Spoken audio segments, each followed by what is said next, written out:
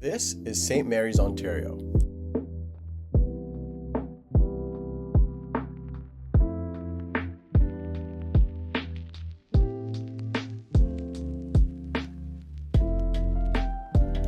Often called the Stone Town, St. Mary's grew from an abundance of local limestone.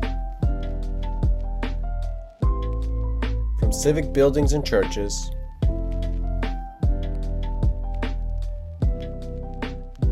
to the bridges and the small businesses, stone and limestone are carved directly into the fabric of the town.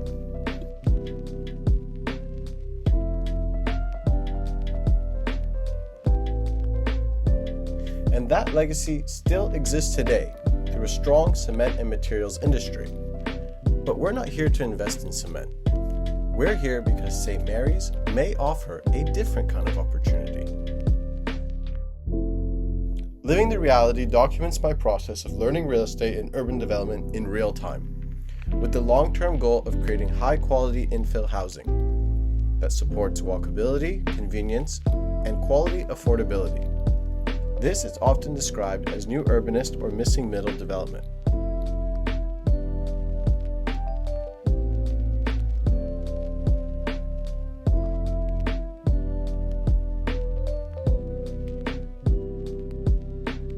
Towns like St. Mary's tend to work well for downsizers who want to stay close to daily amenities, and young couples looking for an urban lifestyle without big city costs. From a development perspective, that overlap matters. It's exactly the mix that supports small-scale, well-designed infill. St. Mary's is in a rare position. It has the ability to choose its next phase intentionally. So, in this episode, I'm getting to know St. Mary's to explore a simple question. Can we live the reality in St. Mary's? The architecture in St. Mary's is very impressive for a small town. There are clear displays of Victorian and Edwardian architecture with some very spectacular homes not far from the core.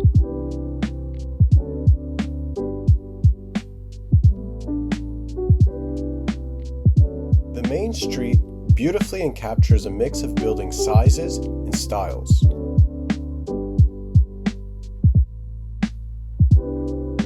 Truthfully, I'm still getting to know the specifics of each style, but St. Mary's features Victorian limestone, Italianate, Gothic Revival, and Ontario brick vernacular as some of the most popular.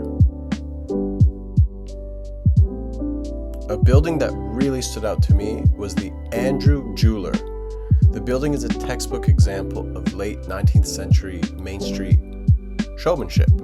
Its tall, narrow facade carries a mansard-like upper stage and the clock tower. These elements are associated with the Second Empire style.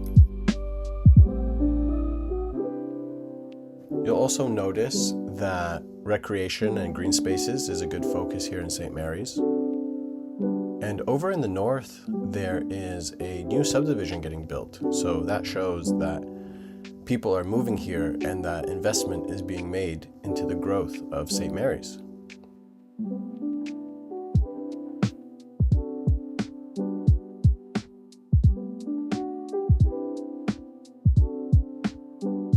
I hope you're enjoying the video so far.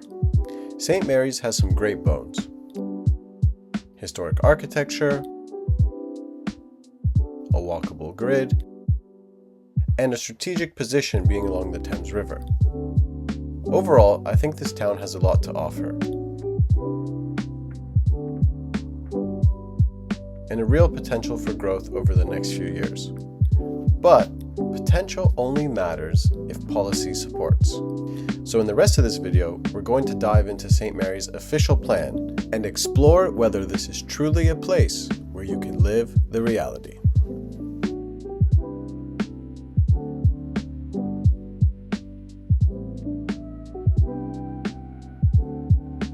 Whilst getting to know St. Mary's, I found this pocket in the southeast corner that could serve as a good area for infill. When I'm looking for development zones, I'm looking for a few things. Walking distance to the core, large or underutilized lots, existing residential, ideally with some mixed use involved, and something called transitional zones, which is essentially an area that sits between the core and a lower density neighborhood where incremental change can and likely will happen.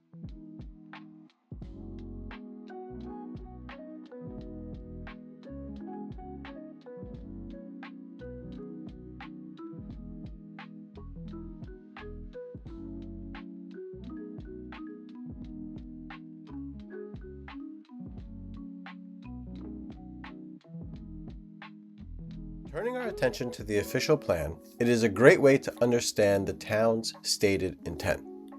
And Section 2 of the official plan outlines the goals and principles that all land use decisions will be based on. The town of St. Mary's sees itself as a community that expects change to happen within its structure, not just at the edges. From a housing perspective, the plan is pretty clear. The council explicitly states that the residential areas should provide a range of housing types suitable for all age groups and income levels. More importantly, the plan sets a target for 20% of all new residential development to be delivered through intensification and redevelopment. That tells us that infill and redevelopment are expected, and that new housing isn't meant to exclusively be single-family homes or greenfield. It will be a balanced approach, and this could come as St. Mary's superpower. The official plan reinforces the central business area as the town's primary focus for retail, commercial, civic, and cultural uses. That's kind of a given. But they are encouraging reinvestment in existing buildings, integration of new compatible uses, and redevelopment that improves efficiency and overall design. These are all positive signs that St. Mary's is open to be living the reality. I'm really glad to see that the downtown has a clear anti-wipeout stance. Demolition of multiple buildings is very carefully considered. Council can refuse it if it harms build form or heritage resources. So infill and reuse are preferred over large-scale clearance. That's something that we've seen a lot of over the last 30-odd years in Ontario. So it's good to see that there's preservation in mind, even if that isn't always the easiest option. So far it looks pretty clear.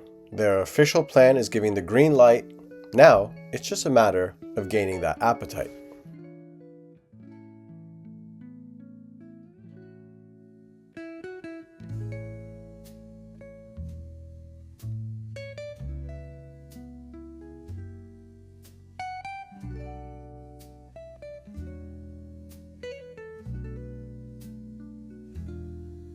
The official plan outlines how St. Mary's is creating a business-friendly culture, being proactive in attracting development, and maintaining clear planning policies with expedited approvals for proposals that meet the official plan.